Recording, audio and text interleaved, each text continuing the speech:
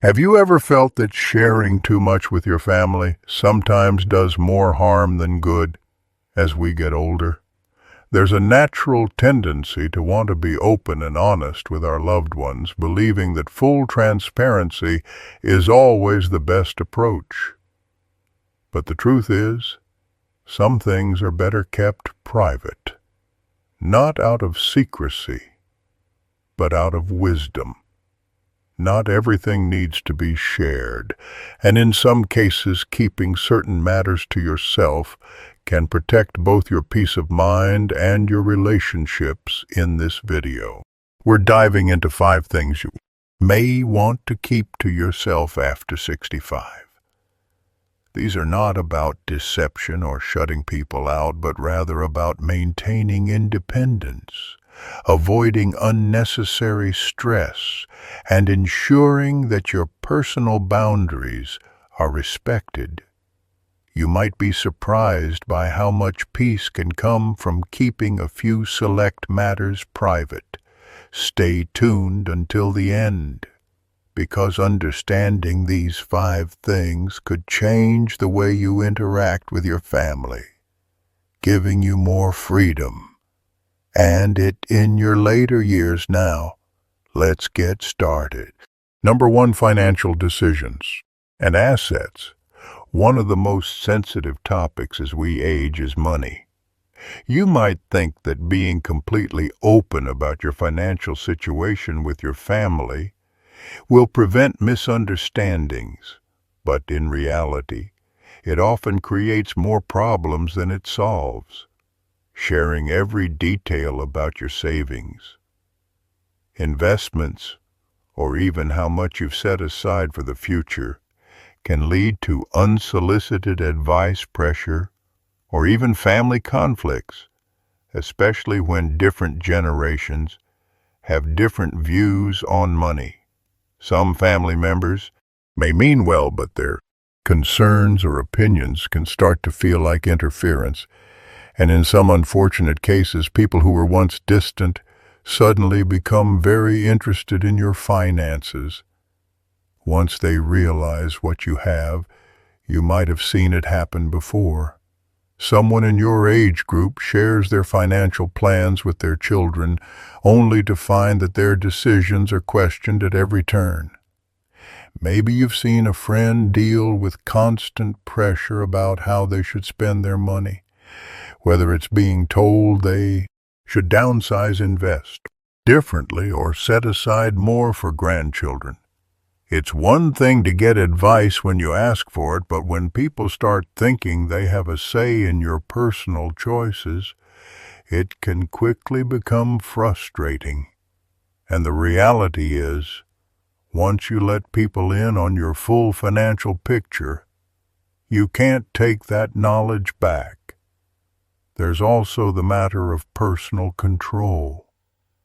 If your family starts seeing you as someone who's not making the best financial decisions, they might feel justified in stepping in sometimes, with good intentions, but not always in a way that respects your independence.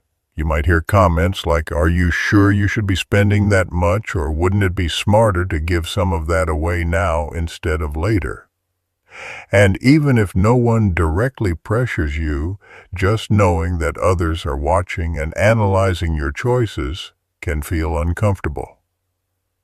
This doesn't mean you should never talk about finances with your family. It's smart to have clear estate plans and to communicate necessary details when the time is right. But you don't have to share everything, the exact amount of money you have, what you spend on yourself, or even whether you've made a new investment. These are things that are yours to manage. If keeping some financial matters private allows you to enjoy your life without unnecessary opinions or pressure, then that's not secrecy, it's wisdom. Number 2, health concerns that are not urgent as we age. It's natural to experience more health issues, and sometimes we feel the urge to share every little ache, pain, or discomfort with family. After all, they care about us, and we want them to know what's going on. But there's a difference between keeping loved ones informed about important medical matters and overwhelming them with every minor issue constantly sharing. Every little health concern can sometimes create unnecessary worry, stress, or even lead family members to start making decisions for you before it's necessary. You might have experienced this before mentioning a small issue like joint pain or fatigue, and suddenly finding yourself in the middle of a debate about whether you should see a doctor, change your diet, or take a new supplement. Family members, especially younger ones, often mean well, but their concern can turn into pressure before you know it. They're researching treatments, scheduling appointments, or even making comments like, "You really need to take better care of yourself," as if you haven't been managing your own health for decades. There's also a psychological side to this. If you constantly talk about your health issues, even the minor ones, your family may begin to see you as someone who is declining faster than you really are. They might start treating you differently, assuming that you're more fragile or incapable than you actually feel. And once people see you in that light, it can be difficult to change their perception. Suddenly they're hesitant to include you in certain activities, questioning your ability to travel or suggesting that maybe you need extra help, when all you did was mention that your knees were aching more than usual that day. Of course, it's important to communicate major health concerns, especially when they impact daily life or require family support. But choosing to keep minor issues to yourself doesn't mean you're being dishonest. It simply means you're protecting your own autonomy. You have the right to manage your health without unnecessary interventions or stress. Sometimes silence is the best way to maintain control over your own well-being. If you're still watching this video and finding these insights valuable, please comment number 2 below to let me know you're here. And if you haven't subscribed yet, I recommend you subscribe and turn on the bell so you don't miss any videos. Your support helps us continue creating good content to inform and inspire you now. Let's move forward. Number 3. Your true thoughts on family conflicts. Family dynamics can be complicated, and as we get older, we often find ourselves in the middle of situations we never asked to be part of. Siblings arguing over an inheritance, adult children holding grudges, extended family members who don't get along. These things happen in almost every family when you've lived long enough, you've seen patterns repeat, old wounds resurface, and history repeat itself. It's tempting to step in, offer advice, or share exactly what you think about who's right and who's wrong, but more often than not, doing so only adds fuel to the fire. Maybe you've experienced this before, trying to mediate a dispute only to find that both sides suddenly turn against you, or you offer a strong opinion, thinking you're helping only to realize later that your words were taken the wrong way. The hard truth is that family conflicts have a way of sorting themselves out or not, regardless of your input, and when people finally do move on, they tend to remember what was said in the heat of the moment if you take sides or express a strong opinion. You might find that even after the argument is long forgotten, the resentment toward you still lingers. This is especially important when it comes to opinions about younger family members saying what you really think about a son-in-law, a daughter's parenting style, or a relative's. Life choices might feel honest in the moment, but those words have a way of sticking people. Rarely forget when they feel judged or criticized, even if your intentions were good. What feels like helpful advice to you might feel like rejection to them, and that can create emotional distance that never quite heals. That's why one of the wisest things you can do after 65 is to practice selective silence. You don't have to agree with everything or pretend problems don't exist. But you also don't have to comment on every family situation instead of giving an opinion. Sometimes the best response is a simple, "I hope things work out for the best," or "I trust you'll make the right decision." This allows you to stay connected without getting pulled into drama that ultimately isn't yours to fix. Keeping certain thoughts to yourself can be the key to maintaining peace, not just for your family, but for yourself.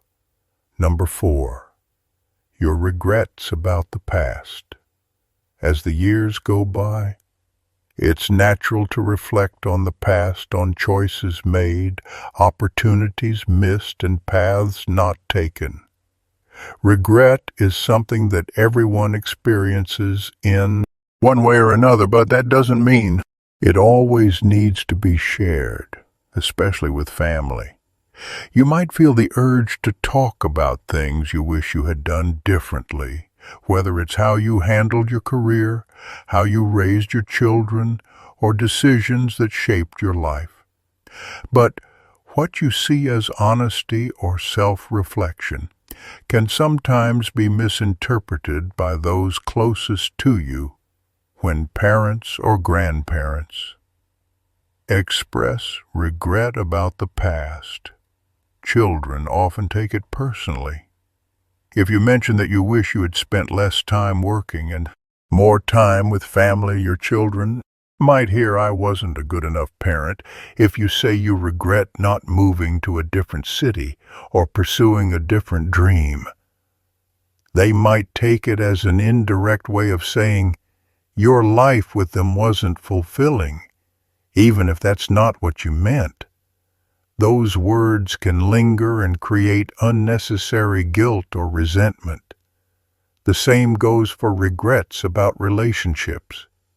Talking about a past love, even in a harmless way, can make your spouse or family members feel like they were a second choice. Even reflecting on friendships that drifted apart or opportunities that slipped away can shift the way people see you. Instead of remembering the strong, resilient person they've always known, they might start seeing you as someone who is stuck in the past. That's why some regrets are best kept to yourself. It's okay to think about them, to process them, and even to learn from them. But dwelling on them in front of family doesn't change what's already happened. More often than not, it only places a burden on those who love you.